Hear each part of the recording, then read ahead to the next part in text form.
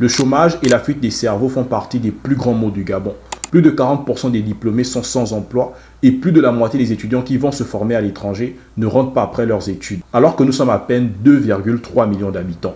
Comment comprendre que nos dirigeants n'arrivent pas à trouver des solutions durables? Est-ce qu'il existe une réelle volonté de changer les choses, d'améliorer la vie des Gabonais? Si oui, comment comprendre ce manque de perspective? Notre pays, à travers l'Agence nationale des bourses du Gabon, dépense des milliards chaque année pour octroyer des bourses aux étudiants qui vont se former à l'étranger dans différents domaines. Mines, génie civil, aéronautique, hydrocarbures, médecine, administration des affaires, agronomie et j'en passe. Mais comment comprendre qu'il n'existe aucune politique pour faire un retour d'investissement? Oui, parce qu'en envoyant les étudiants à l'étranger, l'État investit sur la jeunesse. Et ces milliards dépensés, ce n'est pas pour qu'ils travaillent pour leur pays d'accueil après leur formation, non, mais pour qu'ils reviennent, contribuent au développement et à la construction du pays.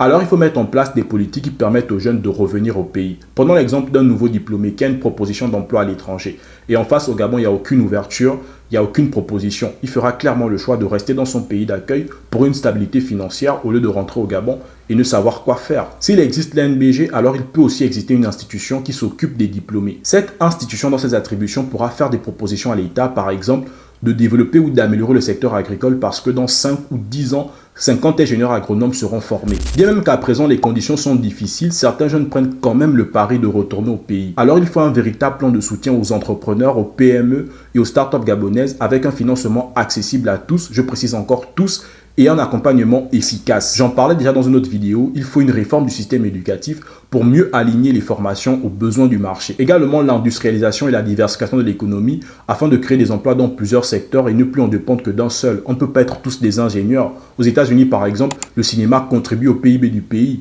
Alors il faut examiner et étudier tous les secteurs potentiels au Gabon. Si le futur président veut bâtir un Gabon fort, alors il devra donner à la jeunesse les moyens de réussir chez elle.